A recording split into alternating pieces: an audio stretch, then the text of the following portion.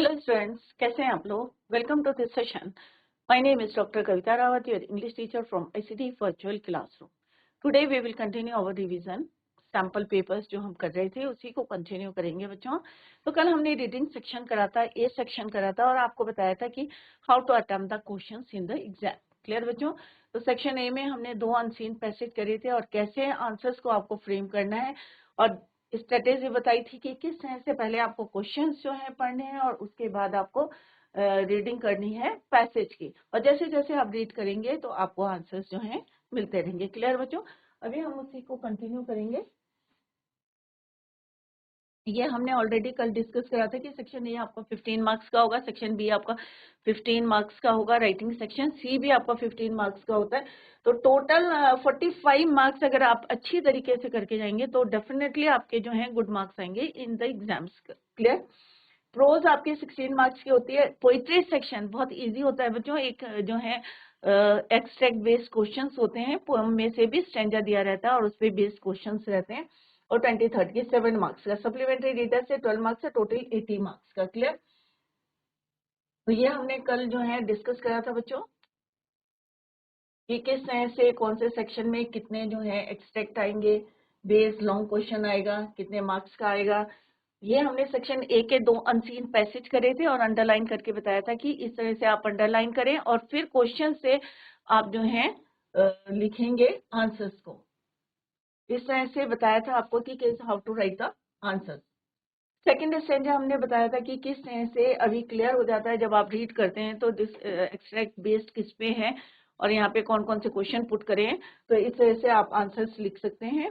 What are the 3 engineers of nature discussed in the passage. तो 3 engineers कौन कौन से हैं? स्पाइडर है, बीवर्स हैं और टर्माइट है, और ये जो है आप इसमें से फाइंड आउट करना है आपको आंसर। क्लियर? तो यहाँ से आप जो है क्वेश्चन को फ्रेम करेंगे। 3 engineers, the 3 engineers of nature are spider, beavers and termite. ये क्वेश्चंस हमने कल डिस्कस करे थे कि किस तरह से आपको आंसर्स देने हैं। नेक्स्ट हम कर रहे थे बच्चों कि आपके जो है एमसीक्यू टाइप के क्वेश्चंस आते हैं, फाइंड द वर्ड। अब आपको ये ध्यान रखना है कि सेम मीनिंग पूछा है या अपोजिट पूछे, एंटोनिम पूछे या सिनोनिम पूछे। तो फर्स्ट क्वेश्चन क्या था आपका? सीमिंगली मींस सेम मीनिंग का अपरेंटली। फाइंड द, यहाँ पे क्या पूछा है बच्चों? अपोजिट पूछा है, नैरो का ब्रॉड। और ये वर्ड भी हमने कहाँ से लिया है? From the passage. नेक्स्ट हमने पढ़ा था कि यहाँ पे स्टिफनेस का मीनिंग क्या है? Stiffness not stretchable. अपोजिट पूछा है, यहाँ पे भी क्या पूछा है? In the given passage the word stiffness, sorry opposite नहीं पूछा है, सेम मीनिंग पूछा है, स्टिफनेस नॉट स्ट्रेचेबल, कि उसको स्ट्रेच नहीं कर सकते। The opposite of the word, यहाँ पे आपका अपोजिट पूछा गया है, opposite of the word systematically, इसका मतलब है रैंडमली जो है इसका मीनिंग है। नेक्स्ट है question section B. Section B 6 marks का है आपका। इंटरनल चॉइस यहाँ पे दी है। यू आर कीर्ति और Kishore of village Pali Champawat write a letter to the postmaster of your town about the irregularity in the distribution of letters in your locality. तो ये question paper हम सॉल्व कर रहे हैं बच्चों। तो एक क्वेश्चन ये आया है सेक्शन बी में, 6 मार्क्स का है। आपको इंटरनल चॉइस है, इधर आपको ये करना है और this one. You are Suman Suresh और Vikas Nagar Dehradun write a letter to your mother asking her to send you some winter cloth. तो ये वाला लेटर जो है एक फॉर्मल है और एक आपका इनफॉर्मल लेटर है। आपने अपनी मदर को लिखना है और उनको बोलना है कि सर्दियां जो है अप्रोच कर रही हैं और आप जो है विंटर क्लोथ्स के बारे में उनसे पूछ रहे हैं। फर्स्ट क्वेश्चन है, जैसे मैंने पहले भी आपको बताया कि पहले फर्स्ट क्वेश्चन करते हैं, how to write Kirti Kishore of village. तो फर्स्ट ऑफ ऑल आप जो है स्टेप्स हैं उनको यहाँ पे हम हाईलाइट करेंगे। ये आएगा बच्चों आपका यूएस फेथफुली में, विलेज पाली चंपावत, ये आएगा आपका sender's address, write a letter to the, और ये होगा आपका रिसीवर्स एड्रेस। क्लियर? सब्जेक्ट क्या होगा आपका? Irregularity in the distribution of letter in the locality. Clear? तो यहाँ पे हमने जो है हाईलाइट कर लिया अपने पॉइंट्स को और इसको अब हम अकॉर्डिंग टू द स्टेप्स हम इसको लिखेंगे। अब क्योंकि बच्चों 6 नंबर का है और आपको अगर स्टेप्स सही होंगे तो डेफिनेटली अभी हमने कुछ याद नहीं करना है, ज्यादा मैटर सब जो है हमें क्वेश्चन से कॉपी करना है। अब मैं यहाँ पे आपको बता देती हूँ कि किस तरह से, और जो आपको बेस्ट आता है वही आप करें, जिसके आपको स्टेप्स फॉर्मेट आता है वही आप जो है करें। तो ये आपका आएगा योर्स फेथफुली में, this is your sender's address, sender's address, ये आपका आएगा receiver's address, receiver's address, and this is your subject.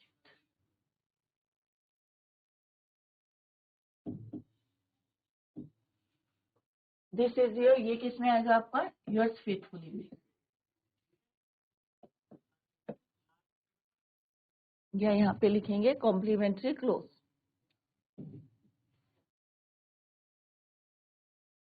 Complimentary close,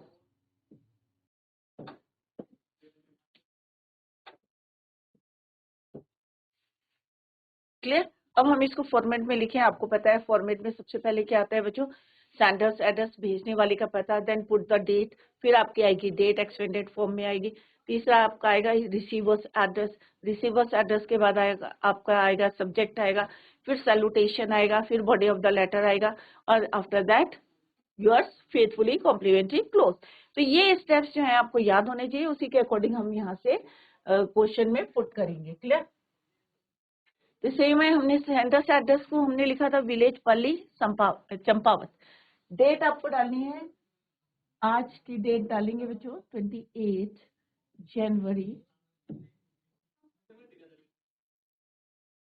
2025। Clear. Receiver's address the post master Champawat. Subject क्या है, इरेगुलर डिलीवरी ऑफ लेटर्स, या irregularity, यहाँ पे से भी आप कॉपी कर सकते हैं, irregularity in the distribution of letters. Clear. या ऐसे लिखेंगे या आप उस तरह से लिख सकते हो। तो अभी आपने देखा कि हमने अपने आप जो है कुछ नहीं लिखा, सारी चीजें क्या है गिवन इन द क्वेश्चन, सब कुछ क्वेश्चन में दिया हुआ है, वहीं से हम उसको कॉपी कर रहे हैं फॉर्मेट में। Clear.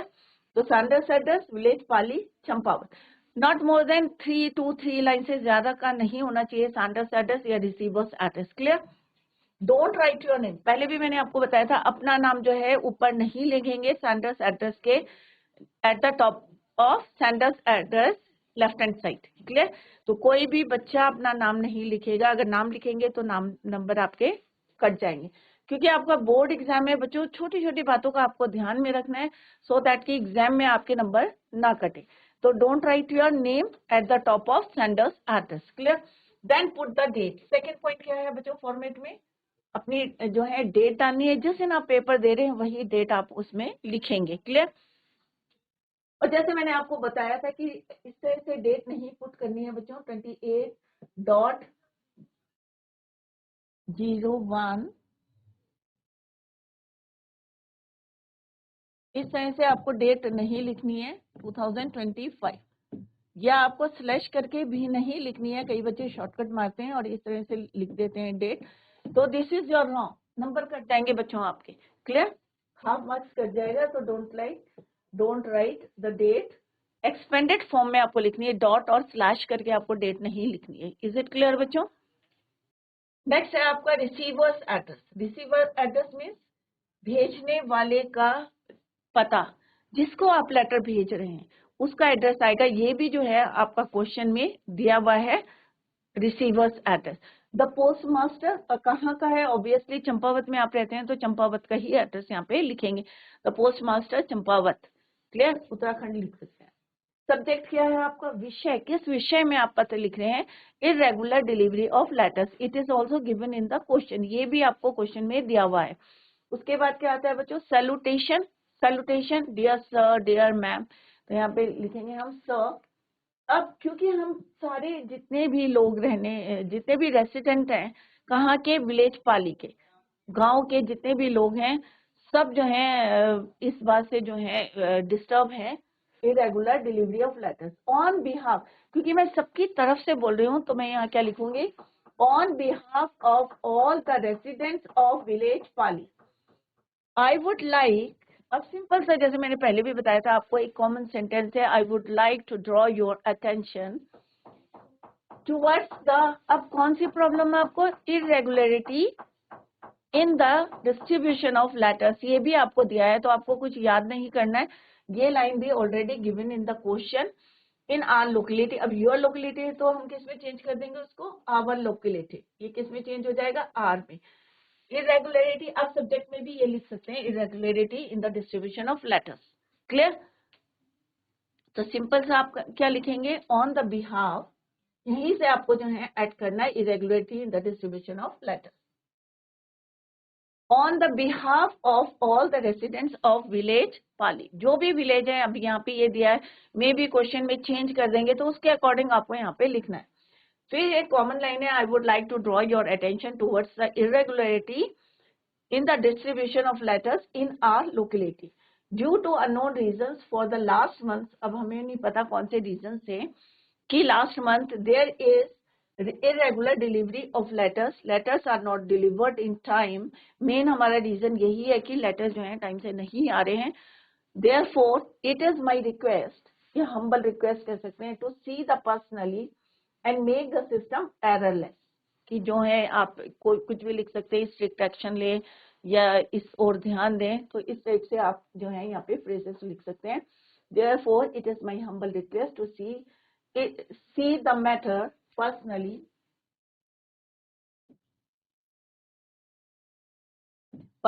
and make the system errorless, thanking you yours faithfully। अब क्योंकि यहाँ पे क्या है, ये कॉम्प्लीमेंट्री क्लोज है, दोनों में से एक नाम आपको लिखना है, कीर्ति, इधर कीर्ति और किशोर। Is it clear? तो यहाँ पे हमने क्वेश्चन को 3 में डिवाइड करा है। यहाँ पे क्या है, ये लेटर को, body of the letter, exam में भी इसी तरीके से लिखेंगे आप, सो दैट कि इसके नंबर जो हैं डिवाइड हो जाएंगे आपके 3 में। Number 1 is your introduction, second क्या है बच्चों आपका, main content, and third is your conclusion. तो ये आपका इंट्रोडक्शन है कि हम इंट्रोडक्शन बता रहे हैं कि हम तुमसे किस विषय में बात करें, उसको फिर आप मेन कंटेंट बताएंगे कि भाई यहाँ पे क्या है, इरेगुलरिटी या इरेगुलर सप्लाई या irregular distribution of letters in our locality. Then conclusion में लिखते हैं कि हम क्या चाहते हैं उनसे, अथॉरिटी से क्या चाहते हैं, या जिस डिपार्टमेंट में हमने लिखा है उससे हम क्या चाहते हैं।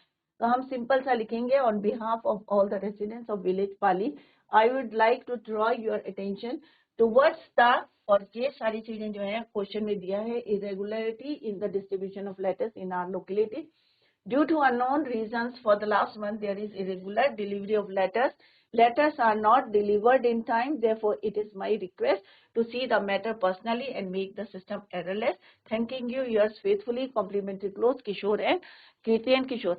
अब आपने देखा होगा पूरी लेटर में हमने कितना जो आपने कितना लर्न करा बच्चों, 1 और 2 लाइन्स। क्लियर? और 6 मार्क्स का है बच्चों। अगर आपको पूरा फॉर्मेट सही है, अगर आपने sender's address, date, receiver's address, body of the letter में थोड़ा सा 1-2 लाइन आपने सेम कॉपी कर दिया, I would like to draw your attention, यहाँ से भी शुरू करेंगे, towards the problem be is already given in the question, वहीं से आपको कॉपी करना है। तो बच्चों आपने कितना याद करा, नहीं करा, और 6 में से आपको easily you will get good marks in your exam. Clear?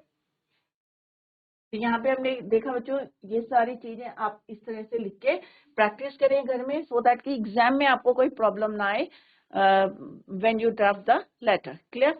Next है आपका you are Suman Suresh of Vikas Nagar Dehradun, write a letter to your mother. अब ये क्या है बच्चों, इनफॉर्मल लेटर है, और इसमें आपको जो है ये आपका हो गया कॉम्प्लीमेंट्री क्लोज में आ जाएगा, यू आर लविंगली आप मदर को लिख रहे हैं, और आपका सेंडर्स एड्रेस आ जाएगा आपका विकास नगर देहरादून, और इसमें हमारा रिसीवर्स एड्रेस नहीं आता है बच्चों, और आप सीधे जो है अपनी मॉम से बोल सकते हैं कि भाई विंटर्स आर अप्रोचिंग है, और मेरे को जो है ये कपड़े जो है सेंड, जो जो आपको मंगाने हैं वो यहाँ पे लिस्ट बना के अपनी मदर से बोल सकते हैं, रिक्वेस्ट कर सकते हैं to send it in time. तो ये इंटरनल चॉइस है, जो आपको बेस्ट आता है वही कहें, चाहे फॉर्मल है चाहे इनफॉर्मल लेटर्स। क्लियर? नेक्स्ट आता है आपको, right a paragraph on any one of the following in about 60 words. Clear. तो लेटर तो इजी है बच्चों, आप लोग लिख सकते हैं। एक फॉर्मल होता है, एक इनफॉर्मल होता है। फॉर्मेट आपको ये लर्न करना है, otherwise everything is given in the question, वहीं से आपको कॉपी करना है। बट आपको पता होना चाहिए, यू शुड नो कि कौन कौन से पॉइंट्स हम कॉपी कर सकते हैं from the question. Clear. Next question आता है बच्चों, write a letter, writing section में write a letter on any one of the following about 60 words. Importance of trees, save water, the rainy season. अब ये 3 topic है और आपको एक करना है। क्लियर बच्चों। तो किस तरह से करना है, लेट्स सी। अब यहाँ पे मैंने हिंट दी है आपको कि अगर इंपॉर्टेंस ऑफ ट्रीज है या सेव वाटर है या रेनी सीजन है तो हाउ टू राइट। तो आप इसमें बता सकते हैं कि भाई ट्रीज क्या है, नेचर्स के गिफ्ट है, नेचर्स गिफ्ट ऑफ और ब्लेसिंग्स है, हमारे लिए हैं। क्यों है बच्चों, अगर ट्रीज नहीं होंगे ऑक्सीजन नहीं मिलेगी। क्लियर। कार्बन डाइऑक्साइड की जो है एक्सेस में हो जाएगी एटमॉस्फेयर में। तो इस तरह से आप जो है यहाँ पे मैंने कुछ पॉइंट्स दिए हैं, उनको सेंटेंस में फ्रेम कर सकते हैं। और क्या देते हैं पेड़ आपको, they give us fresh air. Clear. They give us fresh air, take carbon dioxide and release oxygen. और मेन क्या है हमारे, हम क्या हम इनहेल करते हैं ऑक्सीजन। और ऑक्सीजन कौन देता हमें, ट्रीज देते हैं। अगर ट्रीज नहीं होंगे, जैसे आप आजकल आपने देखा होगा डिफोरेस्टेशन हो रहा है, पेड़ कट रहे हैं, तो ऑक्सीजन का लेवल क्या हो रहा है, कम हो रहा है, परसेंटेज कम हो रही है। अगर हम कार्बन डाइऑक्साइड या कार्बन मोनोऑक्साइड की तुलना में देखें तो ऑक्सीजन क्या हो रही है, कम हो रही है। क्यों हो रही है, क्योंकि हम ट्रीज को कट कर रहे हैं, डिफोरेस्टेशन कर रहे हैं in the name of development. तो ट्रीज क्या है, इंपॉर्टेंस बतानी है हमें, importance of trees. They are nature's gift or blessings to us. They give us fresh air. They take carbon dioxide and release oxygen. They give us firewood, medicines, herbs, timber, fruits, shade, lots of things. जो हमें कहाँ से मिलती है, plant से मिलती है, tree से मिलती है। तो ये आप मेंशन कर सकते हैं। और आप देखेंगे कि आपके 60 words easily you can complete your 60 words. Clear. They give shelter to animals, उनका हैबिटेट क्या है, फॉरेस्ट है, शेल्टर है। They give shelter to animals and birds, birds कहाँ नेस्ट बनाती है, ट्रीज में बनाती है। They check soil, soil erosion, अगर पेड़ नहीं होते, पेड़ की जो रूट्स होती हैं ये क्या करती है, होल्ड द सॉइल, सॉइल को होल्ड करके रखती है। तो आप ये भी लिख सकते हैं कि दे चेक सॉइल इरोजन, और दे लास्ट में लिख सकते हैं दे आर गुड फ्रेंड्स। और आप नीचे स्लोगन भी लिख सकते हैं, save trees, save environment, save life. Clear. तो इस तरह से ये हमने हिंट दी है और बहुत इजी है, क्योंकि पेड़ के बारे में आपको पता है कितने हमारे लिए कितने इम्पोर्टेंट हैं, किस तरह से नेचर ने हमें जो है, दे आर जो है nature's gift for us, for animals, all the living beings, जितने लिविंग बींग्स है सबके लिए ये क्या है, हमारे क्या है, नेचर्स गिफ्ट और ब्लेसिंग्स है। तो इस तरह से आप लिख सकते हैं, सॉइल को चेक करते हैं, दे आर गुड फ्रेंड्स, और लास्ट में आप लिख सकते हैं save tree, save trees, save environment, save life या save future, जो आप जो है अपने हिसाब से बना सकते हैं यहाँ पे कोई भी slogan. Save life, save trees, save environment, save life. Clear. अगर पेड़ को बचाओगे तो आपका पर्यावरण बचा रहेगा। अगर पर्यावरण आपका प्योर रहेगा, फ्रेश रहेगा, तो डेफिनेटली आपकी लाइफ भी कैसी रहेगी, सेफ रहेगी। राइट। तो save trees, save environment, save your life. Clear. तो इस तरह से आप इजीली, यहाँ पे मैंने हिंट दिया है और आप you can make complete sentences. Next है सेव वाटर, पानी। अब पानी पता है आपको कितना इंपॉर्टेंट है हमारी लाइफ में। अगर एक दिन पानी नहीं आता तो कितनी क्राइसिस हो जाती है। तो अगर पानी को बचाना है तो आपको क्या करना है, water conservation and proper management, harvesting rain water. किस तरह से आपको पता है टेम्परेचर हमारा ड्यू टू ग्लोबल वार्मिंग, हमारा टेम्परेचर कितनी जो है इंक्रीज कर रहा है, और टेम्परेचर इंक्रीज करेगा तो हमारा फ्यूचर का स्टॉक क्या है, पानी का। ग्लेशियर्स हैं, ग्लेशियर्स क्या हो रहे हैं बच्चों, मेल्ट हो रहे हैं। तो ये सारी नॉलेज आपको होनी चाहिए। तो कोई भी अगर आपका करंट टॉपिक आता है तो इजीली आप लिख सकते हैं। तो न्यूज़पेपर जरूर पढ़ें आप लोग डेली, और अभी जैसे आफ्टर एग्जाम्स आप न्यूज़पेपर पढ़ें, इंग्लिश का भी पढ़ें, आप हिंदी का भी पढ़ें, न्यूज़ सुने आप, और उसको जो है किसी से, क्योंकि करंट टॉपिक्स ही आते हैं एग्जाम में। सेव वाटर, अभी कितनी क्राइसिस हो रही है, किस तरह से ग्लेशियर्स हमारे मेल्ट हो रहे हैं, क्यों हो रहे हैं? Due to increase in temperature, global warming. तो हमें क्या करना है? हार्वेस्टिंग किसकी करनी है? Rain water harvesting. क्लियर? तो collect the rain water and use it. अगर हम रेन वाटर को अगर हम कलेक्ट करते हैं और उसको फर्दर यूज करते हैं, एनिमल के लिए यूज करते हैं, क्लोथ्स को धोने, वॉशिंग के लिए यूज कर सकते हैं हम पानी को, इरिगेशन के लिए हम यूज कर सकते हैं, राइट? तो और हमें यहाँ पे इस तरह से save water, water conservation and proper management, harvesting, rain water harvesting, to collect the rain water and use it, don't waste time, don't let the tap open. कई बार होता है कि बच्चे ब्रश करते हैं और पानी जो है बहता रहता है, तो इसको जो है आप लोग ध्यान रखें, don't let the tap open, नल खुला ना छोड़े, और कहीं पे लोग खुला छोड़ते हैं तो उसको बंद करके उनको अवेयर कराएं about the crisis of water. Check water pipe for leaks, अगर कहीं पे वाटर पाइप जो है लीक कर रहा है उसको चेक करें टाइम टू टाइम। और मेन है कि हमें टैंक बनाना, अंडरग्राउंड टैंक में रेन वाटर को, या रूफ टॉप हार्वेस्टिंग जो रेन वाटर की होती है उससे हम कलेक्ट करके फर्दर हम यूज कर सकते हैं फॉर डिफरेंट पर्पसेस। क्लियर? और इस तरह से आप लिख सकते हैं save water, save your future generation. तो इस तरह से यहाँ पे भी आप स्लोगन लिख सकते हैं कि पानी को बचाओ और आने वाले फ्यूचर की जनरेशन के लिए उसको बचाओ। रेनी सीजन, नेक्स्ट टॉपिक है आपका रेनी सीजन। अब जब रेनी सीजन आता है तो क्या होता है? थोड़ा सा रिफ्रेशिंग हो जाता है, जितने डस्ट पार्टिकल्स हैं सब नीचे सेटल डाउन हो जाते हैं। तो refreshing change to the environment, rain drops dance on leaves, पत्तियों के ऊपर जब जो रेन ड्रॉप्स पड़ती हैं तो बहुत जो है अच्छा लगता है, सबको लगता है, कैची हो जाता है थोड़ा सा scene. Rivers and streams flow freely, overflow करती हैं किस तरह से? The scent of wet soil, जब फर्स्ट शार जो है जमीन में पड़ता है तो सॉइल की जो सेंट है, खुशबू है, कई जो है सबको अच्छी लगती है। The scent of wet soil disrupts the daily routine, और कई बार जो है बहुत ज्यादा बारिश होती है तो किस तरह से हमारे जो डेली रूटीन वर्क होते हैं वो भी डिस्टर्ब हो जाता है। क्लियर? तो इस तरह से रेनी सीजन के आप यूजेस भी लिख सकते हैं, और उसके जो है कई बार जो प्रॉब्लम्स होती हैं उसके द्वारा, ड्यू टू रेनी सीजन जब बहुत हैवी रेनफॉल होता है, तो ये भी आप यहाँ पे लिख सकते हैं। और किस तरह से लिख सकते हैं कि एनवायरनमेंट फ्रेश हो जाता है, जितने जो है हमारे पेड़ पौधे हैं एक तरह से उनमें भी क्या आती है? न्यू लाइफ कह सकते हैं आप। और जो बीज हमारे जो हैं ऐसे रहते हैं तो वो क्या होते हैं? जर्मिनेट कर लेते हैं फिर से। क्लियर? तो रेन, बारिश किस तरह से हमारे लिए इम्पोर्टेंट है, हमें उसके इम्पोर्टेंस भी देखने हैं, ड्रॉबैक भी देना है। तो इस तरह से आप रेनी सीजन, सेव वाटर और इम्पोर्टेंस ऑफ ट्रीज, जो आपको बेस्ट आता है वही आप करेंगे।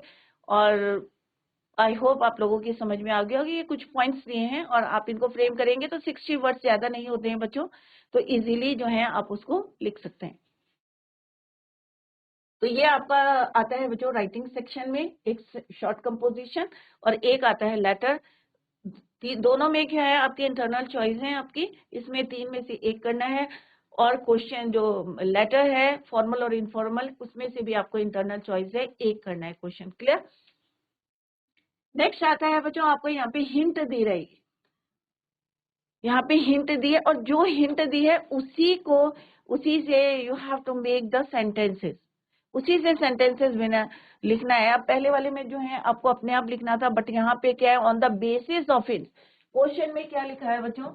On the basis of hints given below right a paragraph in about 80 words on a family trip. यहाँ पे टॉपिक दिया है आपको, एक फैमिली ट्रिप पे एक कंपोजिशन, एक पैराग्राफ लिखा है ना, अबाउट 80 वर्ड्स, और इससे पहले वाला क्या था? 60 वर्ड्स का। अब हिंट क्या दिया है बच्चों? कौन कौन से पॉइंट्स आपको इंक्लूड करने हैं while you are writing a family trip? First point क्या है बच्चों? Name of the place visited, कि कौन सी जगह आप विजिट करने जा रहे हैं फैमिली ट्रिप के साथ।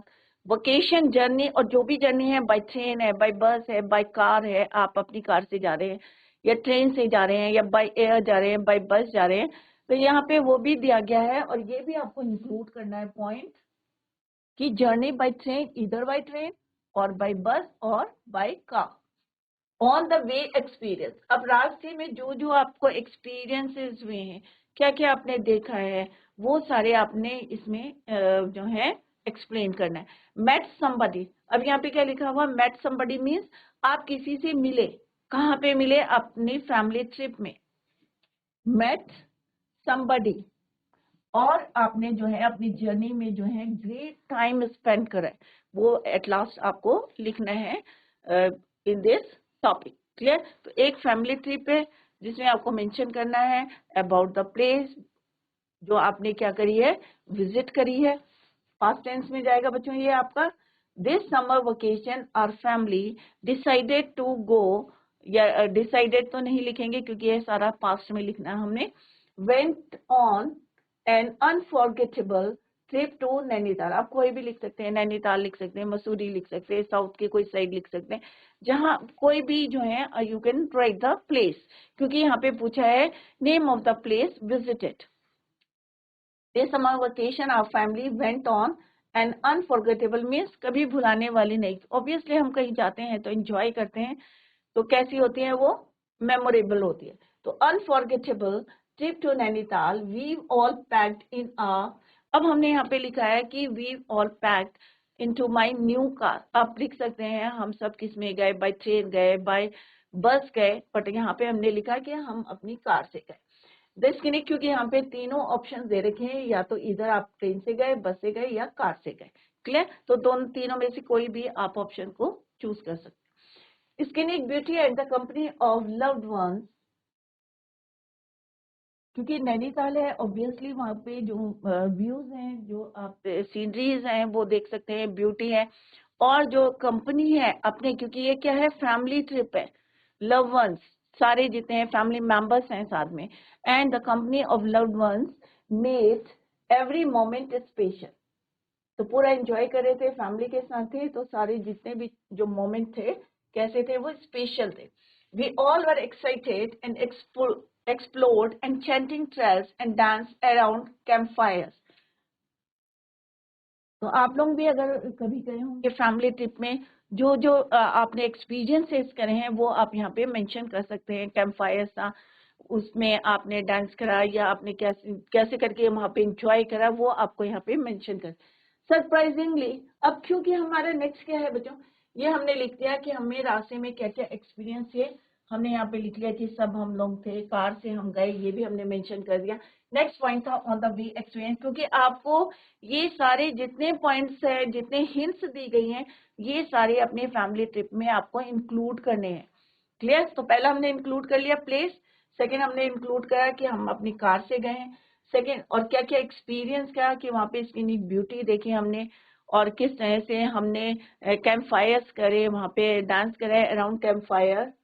सरप्राइजिंगली अब नेक्स्ट पॉइंट है कि किससे मिले, non person. Surprisingly we met my uncle father's friend who had also come there with his family, we greet one another। अब ऑब्वियसली अगर कोई मिलेगा आपको, नॉन पर्सन मिलेगा, तो आप आपस में क्या करेंगे, एक दूसरे को वेलकम करेंगे, ग्रीट करेंगे, वी ग्रीट वन अनदर। तो ये वाला पॉइंट आपका कंप्लीट हो गया बच्चों। यहाँ पे आप किसी को भी लिख सकते हैं, आंट को लिख सकते हैं, अंकल को लिख सकते हैं, अपने फ्रेंड्स को लिख सकते हैं कि मेरा फ्रेंड मिला था, वी मेट माई फ्रेंड, तो यहाँ पे कोई भी आप लिख सकते हैं। Clear? We greet one another as the journey came to a close, we returned home with hearts full of joy and gratitude for the great time spent together। This family trip was full of unforgettable memories। कभी ना भूलने वाली ये क्या थी, हमारी trip पूरी unforgettable थी, मेमोरेबल थी। ग्रेट टाइम, ये पॉइंट भी हमने कंप्लीट यहाँ पे जो है इंक्लूड कर लिया है कि we return home with hearts of full of joy and gratitude for the great time we spent together। This family trip, last में हम लिख देंगे, this family trip was full of unforgettable memories। तो अभी हमने देखा एक सिंपल सा हमें टॉपिक था, ए फैमिली ट्रिप, हिंट्स दी थी, हमने उन्हीं हिंट्स के थ्रू जो है यहाँ पे सेंटेंसेस बनाएं एंड कंप्लीट 80 वर्ड्स। तो आप काउंट करें इसको, अगर 80 वर्ड्स कंप्लीट नहीं है तो यहाँ पे और आप ऐड कर सकते हैं। क्लियर? तो सिंपल सा आपको क्या एग्जाम में ध्यान रखना है, क्योंकि इसमें कोई चॉइस नहीं है बच्चों, 5 मार्क्स का है, तो आपको ध्यान में रखना है कि जितने पॉइंट्स दिए हैं उतने सारे पॉइंट्स हमें इंक्लूड करने। क्लियर बच्चों? तो ये हमारा राइटिंग सेक्शन है। तो जैसे मैंने पहले भी बताया था आपको, राइटिंग सेक्शन हमारा आता है 15 मार्क्स का। तो 6 नंबर का ये है बच्चों आपका, 4 मार्क्स का ये इंपॉर्टेंस ऑफ ट्रीज। तो ये भी देखो, ये 6 नंबर का है, इसमें आपके जो है स्टेप्स सही होने चाहिए। और है चॉइस है, इंटरनल चॉइस है, दोनों में से एक क्वेश्चन आपको करना है, 6 मार्क्स का है। मैंने आपको पहले भी बताया था बच्चों कि फॉर्मेट क्या होता है। अगर फॉर्मेट को आप याद करें कि स्टेप्स में, ऐसा नहीं है कि आपको छोड़ के आना है, कोई बच्चा छोड़ के नहीं आएगा। अगर आपके समझ में नहीं आया तो दोबारा आप पूछ सकते हैं। लेटर को कोई छोड़ के नहीं आएगा क्योंकि 6 मार्क्स है बच्चों, और इसमें स्टेप्स के नंबर मिलते हैं और बहुत इजी होता है बच्चों। क्वेश्चन से ही हमको कॉपी करना है, फॉर्मेट में डालना है। पहले आपका आएगा सेंडर से एड्रेस, भेजने वाले का पता, देन पुट द डेट, तारीख डालनी है, और तारीख भी कैसे डालनी है, डॉट और स्लैश करके नहीं डालनी है, आपको एक्सपेंडेड फॉर्म में डालनी है। फिर रिसीवर्स एड्रेस, वो भी क्वेश्चन में दिया रहता है, वहीं से आपको कॉपी करना है जिसको आप भेज रहे हैं। फिर आएगा आपका सब्जेक्ट, किस विषय में आप पत्र लिख रहे हैं, और उसके बाद आएगा salutation, dear sir, dear ma'am. उसके बाद आएगा आपका बॉडी ऑफ द लेटर, इसको भी हमने 3 में डिवाइड करा है बच्चों। पहला है आपका इंट्रोडक्शन, जिसमें हम सिंपल सा एक लाइन लिखते हैं, I would like to draw your attention towards, और फिर हम अपना जो हमने सब्जेक्ट में लिखा है वही हम वहां पे कॉपी करेंगे। फिर हम बताएंगे उस प्रॉब्लम से हम क्या क्या चीजें जो है प्रॉब्लम्स को फेस कर रहे हैं। क्लियर? और देन कंक्लूजन की हम उनसे क्या चाहते हैं, क्या क्या स्टेप लेना है, स्टेप जो है एक्शन लेना है, जो भी आप चाह रहे हैं वो लिखना है। तो this is your body of the letter. And after that आता है आपका कॉम्प्लीमेंट्री क्लोज, योर्स फेथफुली, और ये भी already given in the question, आपका नाम ये।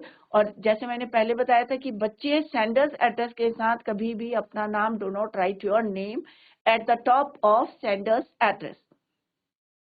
तो 6 नंबर का है। अगर बॉडी ऑफ द लेटर में अगर 2-3 लाइन भी लिखेंगे आप तो डेफिनेटली 5 मार्क्स तो आपको मिलेंगे। क्लियर? नेक्स्ट है 4 नंबर का आता है बच्चों, बहुत इजी है, जैसे अभी मैंने पॉइंट से बताया, इंपॉर्टेंट बिल्कुल करंट टॉपिक्स हैं कि हमें पता है कि पेड़ों की क्या वैल्यू है, कितने इंपॉर्टेंट है हमारे लिए, हमारी लाइफ के लिए, हमारी जितने लिविंग बींग्स है, या हमारी सॉइल के लिए कितने इंपॉर्टेंस है, ये सबको पता है। तो उसके इम्पोर्टेंस को आप यहाँ पे मेंशन करेंगे तो 4 मार्क्स का है। और आप कुछ तो लिखेंगे आप, क्योंकि पेड़ों के बारे में आप पहले से ही भी पढ़ते आ रहे हैं कि ट्रीज आर इम्पोर्टेंट, ये हमें क्या देते हैं, ऑक्सीजन देते हैं। क्लियर? और इसके जो प्रोडक्ट्स है, ब्रांचेस हैं, लीव्स हैं, हर्ब्स है, शब्स है, मेडिसिन मिलती है, बहुत सारी चीजें आप जो है इसमें ऐड कर सकते हैं। शेल्टर है, एनिमल्स का शेल्टर है, बर्ड्स का शेल्टर है, और इंसेक्ट्स, इवन इंसेक्ट्स भी कई जो है अपना जो है उसमें उनका भी शेल्टर है।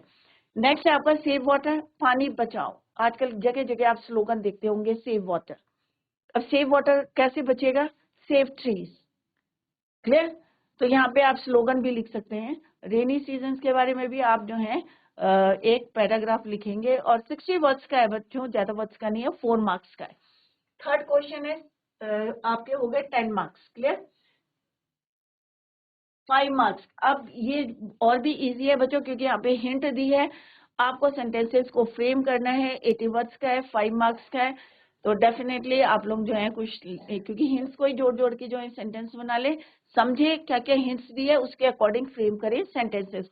तो 5 मार्क्स का है, तो आप लोग जो है इजीली इस वाले सेक्शन में भी नंबर कवर कर सकते हैं।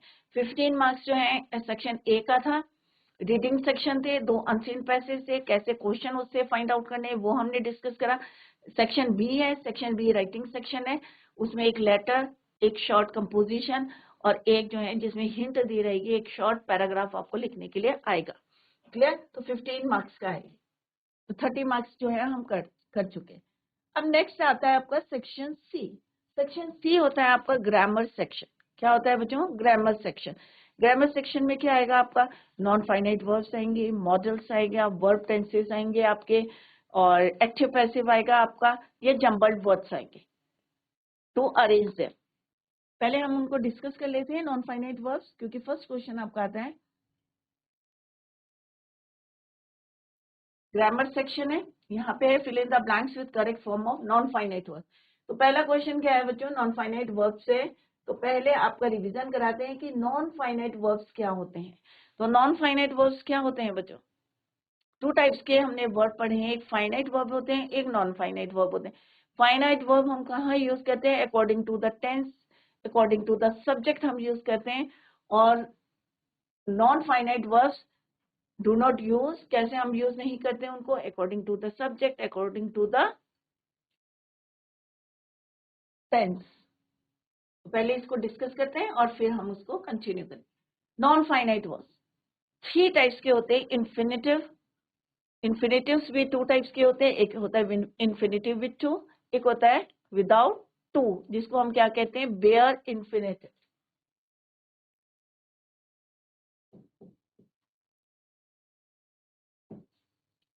Without to,